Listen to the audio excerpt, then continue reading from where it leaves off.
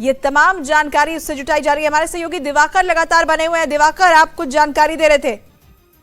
देखिए, जो जानकारी सामने निकल के आ रही है कि जो आरपीएफ कांस्टेबल है चेतन कुमार, उसकी एएसआई तीखाराम मीना से किसी बात को लेकर बहस हुई थी और उसी बहस के बाद उसने इस पूरे हत्याकांड को अंजाम दिया है। जानकारी ये भी मिल रही है कुछ यात्री बीच बचाव करने के लिए पहुंचे थे, लेकिन जो है उन पर भी गोलियों से जो है वार कर दिया इस चेतन कुमार ने। लेकिन अब बाकायदा, क्योंकि आला ऑफिसर इस वक्त बोरीवली में मौजूद है जहां पर आरोपी को ले आया जा रहा है, वहां पर उससे पूछताछ की जाएगी। हालांकि अभी तक प्राथमिक तौर पर जो निकल के सामने आ रहा है कि दोनों के बीच में झगड़ा हुआ था, इसलिए उसने इस हत्याकांड को अंजाम दिया। लेकिन आखिरी मुख्य वजह क्या है, क्यों इतना ज्यादा ये बहस हुई, क्या वजह थी इस विवाद की, इसकी पड़ताल अब आला अधिकारी कर रहे हैं। लेकिन फिलहाल आरोपी को लेकर लगातार जो जीआरपी के डीसीपी हैं वो स्पॉट पर जा रहे हैं, वहां पर तमाम छानबीन की जा रही है। इसके अलावा क्योंकि ये पूरा इंसिडेंट जो है विरार से बोरीवली के बीच में हुआ है, यानी मीरा रोड पर हुआ, और उसके बाद बाकायदा जो है जब जानकारी निकल के सामने आई तो फिर बोरीवली पर उस आरपीएफ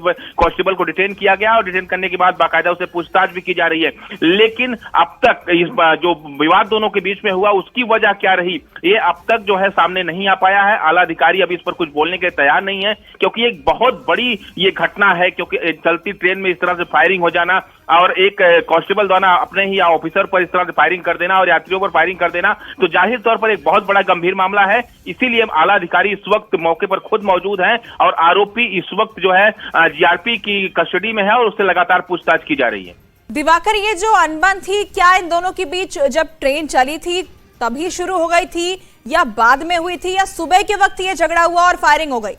कुछ जानकारी से जुड़ी? देखिए, आरपीएफ सीनियर डीएसपी की तरफ से जो जानकारी दी गई है उसके मुताबिक जो है जब जहां से ट्रेन चली थी वहां से झगड़ा नहीं हुआ था, बल्कि बीच रास्ते में आते वक्त किसी बात को लेकर दोनों जो ऑफिसर थे, दोनों जो कांस्टेबल और एक एएसआई, उसके बीच में किसी बात को लेकर झगड़ा हुआ था और झगड़ा इतना ज्यादा बढ़ा कि उसने इस फायरिंग को अंजाम दे दिया। तो फिलहाल ये झगड़ा कहां से शुरू हुआ था, ये अब अधिकारी पता लगाने की कोशिश कर रहे हैं और झगड़े की वजह क्या रही, इतना ज्यादा ऐसी क्या वजह थी जिसके चलते जो है एक कांस्टेबल ने अपने अधिकारी पर गोली चला दी, यात्रियों पर गोली चला दी। ये अभी जांच का विषय है और यही वजह है कि अधिकारी इस पूरे मामले में अभी भी पूरा खुलकर बोलने से कतरा रहे हैं, क्योंकि सारे अधिकारी इस पर इन्वेस्टिगेशन कर रहे हैं। उनको भी ये चीजें अभी समझ नहीं आ रही कि आखिर इतना बड़ा हत्याकांड को अंजाम कैसे एक कांस्टेबल दे दिया है। तो इस तमाम चीजों की जानकारी फिलहाल इस वक्त जो है अधिकारी पड़ताल कर रहे हैं, उससे पूछताछ की जा रही है और पूछताछ के बाद ही चीजें सामने आ पाएगी कि आखिर इस पूरे हत्याकांड के पीछे चेतन कुमार ने क्यों गोली चलाई, क्यों इस तरह से उसने हत्या को अंजाम दिया। ये तमाम चीजें अब निकल के सामने आएंगी।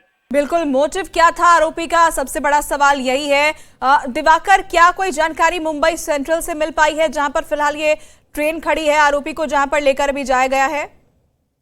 देखिए, जिस ट्रेन पर ये फायरिंग हुई, जिस कोच पर V5 जिस पर ये फायरिंग हुई है, वो ट्रेन इस वक्त मुंबई सेंट्रल स्टेशन पर मौजूद है। उस कोच को भी अभी उस ट्रेन से नहीं निकाला गया है, क्योंकि उस पर फायरिंग और गोली के निशान हैं और बाकायदा जब फोरेंसिक टीम उस स्पॉट पर पहुंचेगी, उन तमाम चीजों के साथ इकट्ठा करेगी और साथ ही साथ क्योंकि अभी जो एजेंसियां हैं, चाहे जीआरपी हो चाहे आरपीएफ हो, तमाम इस पूरे मामले की जांच कर रही हैं, तो उस कोच को उसी ट्रेन में रखा गया है। कोई भी छेड़छाड़ उस कोच से नहीं की गई है। उस कोच पर बाकायदा गोलियों के निशान है, जिस तरह से गोलियां चली उसके निशान उसके शीशों पर पड़े हुए हैं और यही वजह है कि जब तक फोरेंसिक की टीम नहीं पहुंचेगी, जब तक जांच एजेंसियां नहीं पहुंचेंगी, तब तक उस कोच को नहीं हटाया जाएगा और तमाम जांच और साक्ष्य इकट्ठा करने के बाद ही उस कोच को ट्रेन से अलग किया जाएगा। लेकिन फिलहाल इस वक्त कोच उस ट्रेन के साथ मौजूद है और मुंबई सेंट्रल स्टेशन पर कुछ देर बाद जानकारी ये मिल रही है कि जीआरपी और जो आरपीएफ के लोग हैं वहां मौके पर पहुंचेंगे, तमाम उस कोच की जांच की जाएगी। इसके अलावा फोरेंसिक जो साक्ष्य होते हैं, फोरेंसिक जो एविडेंस होते हैं, उसको इकट्ठा किया जाएगा और क्योंकि ये काफी जांच में महत्वपूर्ण होते हैं। तो यही वजह है कि फिलहाल इस वक्त जो कोच है वो ट्रेन के साथ ही मुंबई सेंट्रल स्टेशन पर मौजूद है। दिवाकर, हम आरोपी की तस्वीर भी लगातार दिखा रहे हैं अपने दर्शकों को, लेकिन क्या ये भी हम आपसे जानना चाहेंगे कि जब ये फायरिंग हुई उसके बाद आरोपी को कैसे हिरासत में लिया गया, क्योंकि उस वक्त उसके हाथ में उसकी वो सर्विस राइफल थी जिससे वो फायरिंग कर रहा था। क्या उसने खुद से वहां पर सरेंडर किया, उसे हिरासत में किस तरीके से लिया गया, कोई जानकारी से जुड़ी हुई? देखिए, पूरी जो घटना है अभी तक जो अधिकारी बता रहे हैं कि विरार से मीरा रोड के बीच में हुई है। तो जैसे ही उसने मीरा रोड में आके इस घटना को अंजाम दिया, जो लोग थे वहां पर मौके मौजूद, उन्होंने इसकी सीधी जानकारी जीआरपी, बोरीवली जीआरपी और आरपीएफ को दी। इसके बाद बाकायदा आरोपी को बोरीवली स्टेशन पर ही उतार लिया गया और उसके बाद उसे डिटेन करने के बाद उसे पूछताछ की जाने लगी। लेकिन क्योंकि इंसिडेंट मीरा रोड स्टेशन पर हुआ था, वहां पर जो लोग इस घटना में जिनकी मौत हुई है, 3 यात्री और एक एएसआई की जो मौत हुई है, उनकी बॉडी को मीरा रोड में उतार लिया गया था। लेकिन जो अब तक जानकारी निकल के सामने आ रही है कि आरोपी को बोरीवली में डिटेन किया गया और वहीं से उसकी गिरफ्तारी दिखा दी गई। और अब जबकि जीआरपी की जो डीसीपी है संदीप भाकरे, वो आरोपी को लेकर अपनी टीम के साथ मीरा रोड स्टेशन पर पहुंचे थे। वहां पर बाकायदा उन्होंने पूरे मामले की जांच की है, वहां पर पंचनामा हुआ है और पंचनामा करने के बाद क्योंकि इंसिडेंट स्पॉट है तो तमाम साक्ष्य वहां से भी इकट्ठा किए गए हैं। अब टीम जो है आरोपी को लेकर बोरीवली जीआरपी का जो पुलिस स्टेशन है वहां पर पहुंच रही, क्योंकि वहां पर इस वक्त जीआरपी कमिश्नर, आरपीएफ के तमाम आला अधिकारी मौके पर मौजूद हैं और अब आरोपी से वही पूछताछ की जाएगी कि आखिर उस झगड़े की वजह क्या रही जो उसने इतना बड़ा कदम उठा लिया और अपने ही अधिकारी और यात्रियों पर फायरिंग कर दी। दिवाकर, अभी बहुत शुरुआती है सभी चीजें, लेकिन क्या आरोपी कांस्टेबल को लेकर, उसके बैकग्राउंड को लेकर कोई जानकारी मिल पाई है? क्या वो पहले भी इस तरीके से करता रहा है? देखिए, अब तक ऐसी कुछ जानकारी सामने नहीं आई है, लेकिन इतनी जानकारी सिर्फ सामने आई है कि जो लोअर परेल, मुंबई में जो लोअर परेल स्टेशन है, उसका वहां पर जो आरपीएफ की पुलिस चौकी है, वहां पर जो है उसकी तैनाती थी और उसकी ड्यूटी इस जो ट्रेन जिसमें ये पूरा इंसिडेंट हुआ है उसमें लगाई गई थी और ट्रेन जब वापस आ रही थी उस दौरान वो ड्यूटी पर वहां तैनात था।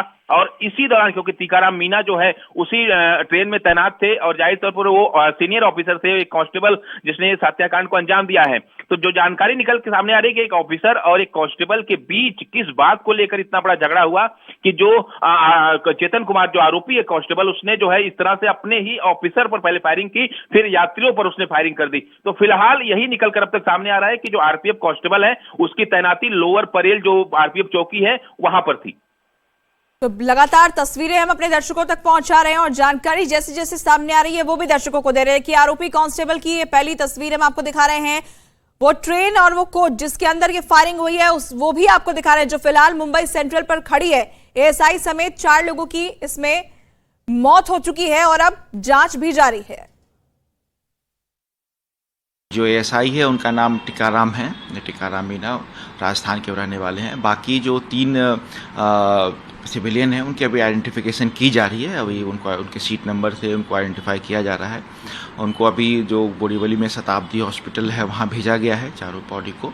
और जो चेतन था वो दहिसर मीरा के बीच में फिर उसने चेन पुल करके वो ट्रेन से उतर गया और तत्पश्चात जैसे हुआ जो उसके पास जो ऑफिशियल वेपन था उसी से उसने शूटिंग की थी। फिर उसे जो भाईंदर की टीम थी, आरपीएफ भाईंदर की टीम थी, उसने उसको गिरफ्तार किया। दिवाकर, वेस्टर्न रेलवे के सीपीआरओ यानी अधिकारी जो है वो ये जानकारी दे रहे हैं कि जो आरोपी था वो चेन पुल करके रास्ते में उतर गया था, फिर उसे कैसे पकड़ा गया है?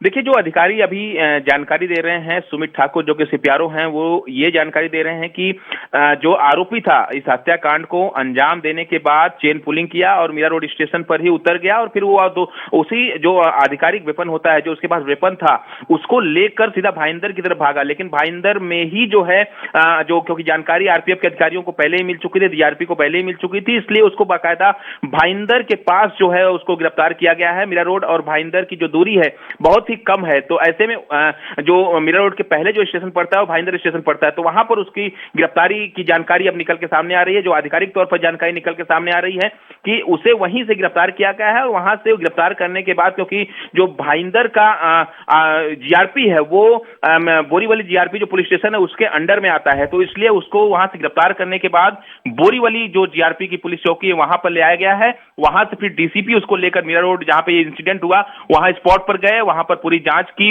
और पंचनामा किया गया और उसके बाद बाकायदा अब क्योंकि बोरीवली पुलिस स्टेशन में आरोपी को लाया गया है तो उसे पूछताछ की जा रही है कि आखिर उसने इतने बड़े हत्याकांड को क्यों अंजाम दिया, क्या वजह थी। ये तमाम चीजों को अब पूछताछ की जा रही है और जब ये पूछताछ होगी तब निकल के सामने आएगा कि आखिर जो अधिकारी थे टीकाराम मीना और ये जो कांस्टेबल है चेतन कुमार, उसके बीच किस बात को लेकर विवाद हुआ था।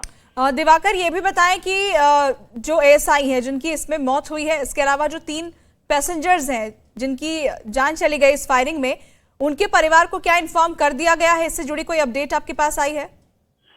देखिए, जो इस घटना में जिन लोगों की मौत हुई है उनका इस वक्त पोस्टमार्टम जो कांदीवली इलाके में शताब्दी अस्पताल है वहां पर चल रहा है। उनके परिवार को इसकी जानकारी दे दी गई है। दूसरी अहम चीज, क्योंकि जब ये पोस्टमार्टम हो रहा है तो पोस्टमार्टम के बाद जो रिपोर्ट आएगी वो भी काफी अहम रहने वाली है। और दूसरी चीज, क्योंकि चेतन कुमार ने जिस तरह से इस हत्याकांड को अंजाम दिया, किस वजह से ये पूरा उसने इस हत्याकांड को अंजाम दिया, ये अभी सुलझाना खासतौर पर जीआरपी और आरपीएफ के लिए बेहद ही अहम है।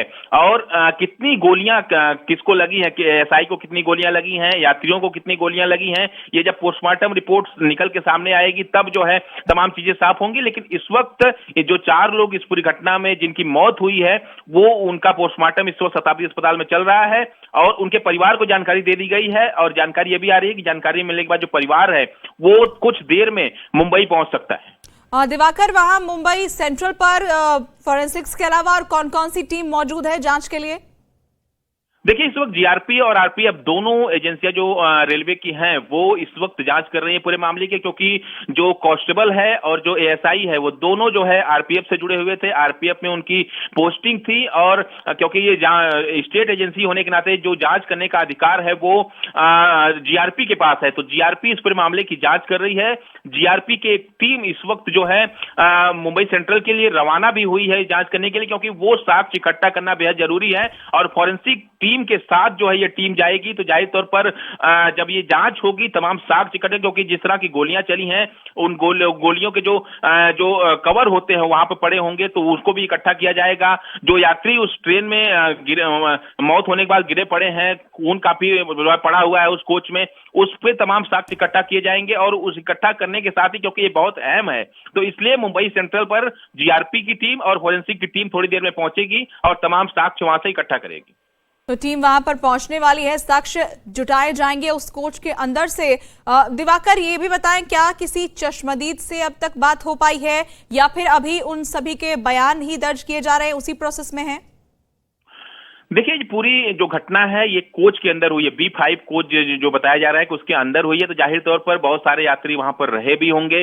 तो अब क्योंकि उनके सामने अगर ये घटना हुई होगी तो उनका बयान जरूर जीआरपी दर्ज करेगी और जाहिर तौर पर चश्मदीद भी होंगे, क्योंकि जब पूरी फायरिंग की घटना हुई होगी तो तमाम यात्री वहां मौजूद होंगे। और जिस तरह से क्योंकि जब जयपुर से वो गुजरात होते हुए ट्रेन मुंबई आती है तो ज्यादातर यात्री जो है वो बोरीवली स्टेशन पर उतर जाते हैं, तो ऐसे में कितने यात्री उस कोच पे मौजूद थे, जाहिर तौर पर जीआरपी उनका भी बयान दर्ज करेगी, क्योंकि ये बयान उनके लिए काफी अहम होने वाले हैं। और दूसरी अहम चीज की कितने यात्री थे ये अब तक जीआरपी ने साफ नहीं किया है कि जिस वक्त ये घटना हुई कितने यात्री उस ट्रेन में उस कोच में मौजूद थे। तो फिलहाल कितने यात्री थे, जाहिर तौर पर जितने भी यात्री होंगे उनका बयान जीआरपी जरूर दर्ज करेगी एक चश्मदीद के तौर पर। लेकिन फिलहाल इस पूरे मामले में अब तक कोई चश्मदीद खुलकर सामने नहीं आया है। हालांकि हो सकता है कि जीआरपी की टीम जो है उनका बयान किसी अज्ञात जगह पर दर्ज कर रही हो, क्योंकि मीडिया का जमावड़ा जो है वो बोरीवली जो जीआरपी की चौकी है वहां उसके सामने बहुत ज्यादा है और जीआरपी के आला अधिकारी भी मौके पर मौजूद हैं, इसलिए काफी फूक फूक कर कदम जांच एजेंसियां रख रही हैं। और कुल मिलाकर अगर कहें तो ये जो यात्री होंगे इस पूरी जांच में उनका बयान बेहद अहम होने वाला है। दिवाकर, आप इससे पहले भी जानकारी दे रहे थे, एक बार फिर से हम दर्शकों को बता देते हैं कि दरअसल ये फायरिंग जो है वो सुबह 5:23 पर हुई है। चलती ट्रेन के अंदर ये फायरिंग हुई है और लगातार हम उस आरोपी कांस्टेबल की तस्वीर भी आपको दिखा रहे हैं जिसने अपने सर्विस राइफल से यहाँ पर फायरिंग की। ट्रेन के अंदर ये फायरिंग की गई। एएसआई जिससे उसका झगड़ा हुआ था उस पर फायरिंग हुई। उसके अलावा 3 और पैसेंजर्स की इसमें जान चली गई।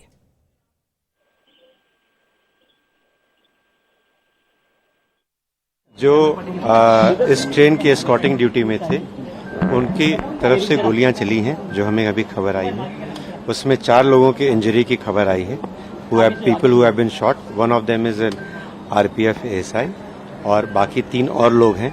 इन लोगों का मेडिकल अटेंशन जो है अम्बेडकर शताब्दी हॉस्पिटल में बोरीवली में जैसे ही ट्रेन पहुंची है उन लोगों को लेकर जाया गया है। वहां पे हमारे रेलवे के अधिकारी भी तुरंत स्पॉट पे पहुंच गए थे। जो एएसआई है उनका नाम टीकाराम है, टीकाराम मीना, राजस्थान के रहने वाले हैं। बाकी जो 3 सिविलियन हैं उनकी अभी आइडेंटिफिकेशन की जा रही है। अभी उनको उनके सीट नंबर से उनको आइडेंटिफाई किया जा रहा है। उनको अभी जो बोरीवली में शताब्दी हॉस्पिटल है वहाँ भेजा गया है चारों बॉडी को। और जो चेतन था वो दहिसर मीरा के बीच में फिर उसने चेन पुल करके वो ट्रेन से उतर गया और तसबसा जैसे हुआ जो उसके पास जो ऑफिशियल वेपन था उसी से उसने शूटिंग की थी। फिर उसे जो भयंदर की टीम थी, आरपीएफ भयंदर की टीम थी, उसने उसको गिरफ्तार किया। एक बार फिर से रुख कर लेते हैं हमारे सहयोगी दिवाकर जो शव है एएसआई समेत जो 4 लोग हैं उनके शव कहाँ रखे गए हैं? क्या पोस्टमार्टम का काम पूरा हो चुका है? का जो पोस्टमार्टम है इस वक्त कांदिवली के इलाके में शताब्दी अस्पताल है, सरकारी अस्पताल वहां पर इस वक्त चल रहा है और जब पोस्टमार्टम की प्रक्रिया अभी भी चल रही है, थोड़ी देर में जब पोस्टमार्टम की प्रक्रिया खत्म होगी तो जो प्राइमरी रिपोर्ट आती है पोस्टमार्टम की वो कुछ घंटों में जो पुलिस होती है उसको मिल जाती है। तो ऐसे में पोस्टमार्टम की रिपोर्ट का इंतजार जीआरपी को भी है क्योंकि जांच पूरे मामले की वही कर रही है। तो पोस्टमार्टम जब पूरा हो जाएगा उसके कुछ घंटों बाद जो प्राइमरी रिपोर्ट होगी वो जो है जीआरपी को दे दी जाएगी अस्पताल की तरफ से। ठीक है दिवाकर, इस खबर पर आप अपनी नजर बनाए रखिएगा, आगे भी आपसे जुड़ेंगे।